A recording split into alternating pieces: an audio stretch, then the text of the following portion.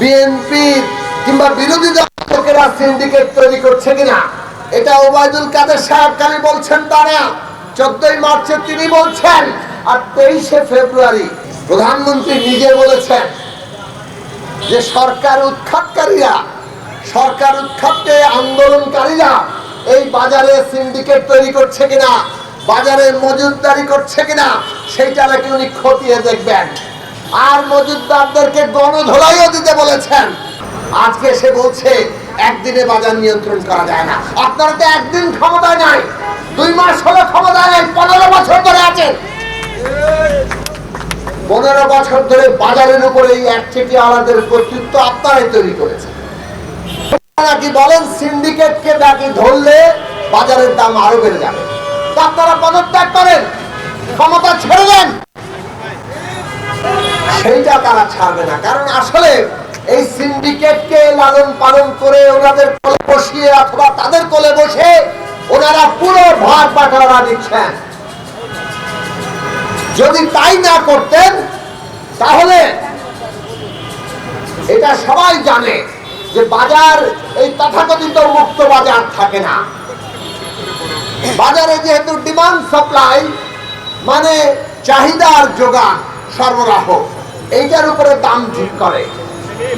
কাজে সরবরাহ যদি ঠিক থাকে তাহলে দাম বাড়ার ওইভাবে কোনো কারণ নাই। চাহিদা দাম বাড়ার কোনো কারণ নাই। সরকারের উপরে যখন একচেটিয়া কায়েম হয় তখন আমরা দেখি দাম বাড়ে। এই একচেটিয়া যাতে কায়েম হতে না পারে সেই কারণেই সরকারকে ভূমিকা নিতে হয়, সব জায়গায় তা নেওয়া হয়।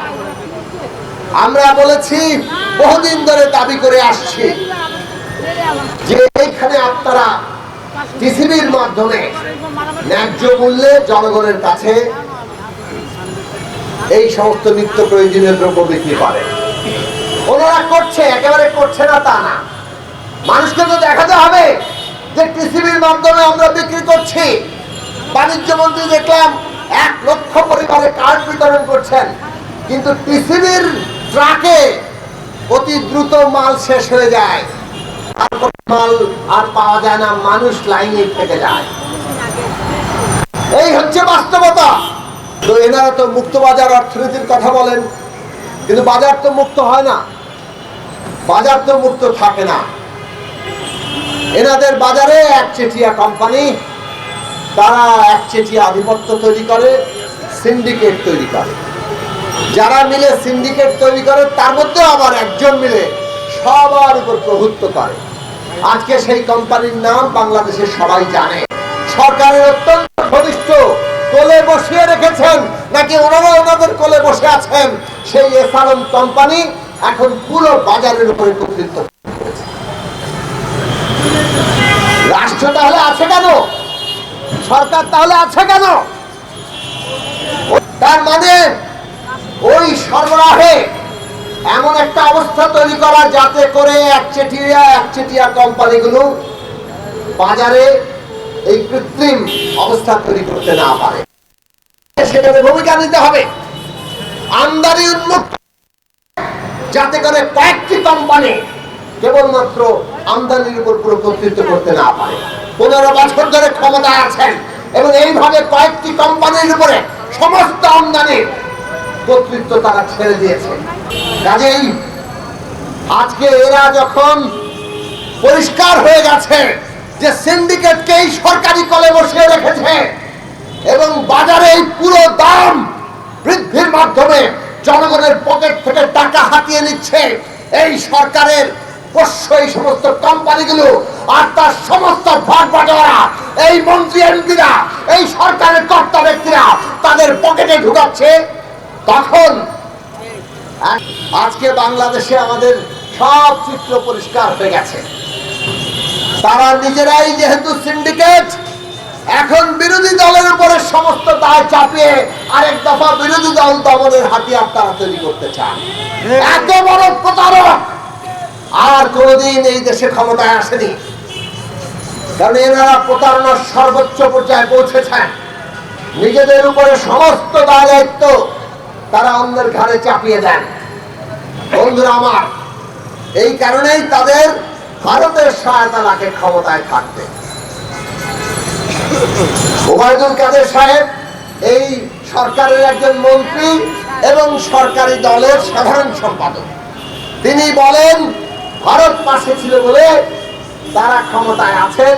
এই নির্বাচনে মানে সুষ্ঠু নির্বাচন হতে পারে না। সুষ্ঠু নির্বাচন হলে তো ওনারা ক্ষমতায় থাকতে পারবেন না। একটা ভোট চুরি, একটা একতরফা দামি নির্বাচন লাগবে, না হয় মধ্যরাতের নির্বাচন লাগবে, না হয় বিনা প্রতিদ্বন্দ্বিতার নির্বাচন লাগবে ওনাদের ক্ষমতা রাখতে। আর সেই ক্ষমতায় থাকায় ভারত পাশে ছিল। তাহলে এখন আমাদের পরিষ্কার করে প্রশ্ন করা উচিত, কি দাসখত ভারতকে লিখে দিয়েছেন যে ভারত আপনাদেরকে এইভাবে ক্ষমতায় রাখে? বাংলাদেশকে আপনারা কি পরিমাণে বিক্রি করেছেন যে ভারত আপনাদেরকে এইভাবে ক্ষমতায় রাখে? বন্ধুরা আমার, আমরা বহুকাল ধরে বলেছি এই সরকারের হাতে বাংলাদেশের স্বাধীনতা সার্বভৌমত্ব নিরাপদ নয়। আজকে এখন তারা নিজেরাই প্রকাশ্য ঘোষণা দিয়ে বলছে আমরা এই দেশের সার্বভৌমত্ব, এই দেশের মানুষের অধিকার মর্যাদা ওই ভারতের হাতে আমরা বন্ধক দিয়ে দিয়েছি। এরপরও তারা ক্ষমতায় আছে, কারণ আমরা এখনো রাজপথে নেমে জনগণের ঐক্যের উপর দাঁড়িয়ে এই দলাল সরকারকে ক্ষমতা থেকে নামাই। আমাদের সামনে যেই কাজ, এই ছাড়া আমাদের কোনো একটা ন্যূনতম জায়গায় আমাদের অধিকার মর্যাদা রক্ষা পাবে না। আজকে সর্বত্র ওই সুপ্রিম কোর্টের আইনজীবীদের নির্বাচন দেখেন, নিজেরা মারামারি করে বিরোধী দলের আইনজীবীদেরকে জেলে পাঠায়। বিশ্ববিদ্যালয়গুলোর দিকে তাকিয়ে দেখেন কিভাবে আজকে শিক্ষক ছাত্র পান্ডা একটা জোট তৈরি হয়েছে, আর তারা তাদের দাপট এখন ন্যূনতম ভাবে মেয়েদের আর একটা বিশ্ববিদ্যালয়ের শিক্ষা জীবন চালানোর মতো অবস্থা রাখছেন না, তাদেরকে আত্মহত্যা করতে হচ্ছে। এইটা হচ্ছে এই ক্ষমতার চেহারা। কাজেই এই ক্ষমতাকে আমাদের উৎখাত করতে হবে এবং বাংলাদেশে আবারও এইটা জনগণকে উপলব্ধি করতে হবে। আমাদের সমস্যা আমাদেরই সমাধান করতে হবে। কোন দেশ এসে আমাদের সমস্যার সমাধান করে দিয়ে যাবে না। বাংলাদেশের মানুষ যেদিন ঐক্যবদ্ধ হয়ে রাজপথে নামবেন, সেই দিন আমরা এই সরকারকে ক্ষমতা থেকে উৎখাত করতে পারবো। বাংলাদেশে স্বাধীনতা সার্বভৌমত্ব আমরা প্রতিষ্ঠিত করে আমাদের দেশের মানুষের মর্যাদা প্রতিষ্ঠা করতে পারবো। বন্ধুরা আমার, আমরা এই যে দাবি তুলেছি, আমরা নিম্ন আয়ের মানুষের জন্য রেশনিং চাই, আমরা ন্যায্য মূল্যে পৃথিবীর আওতায় নির্দিষ্ট দামে পণ্য বিক্রি চাই, যাতে করে বাজারে একচেটিয়াওয়ালা এই একচেটিয়া কায়েম করতে না পারে।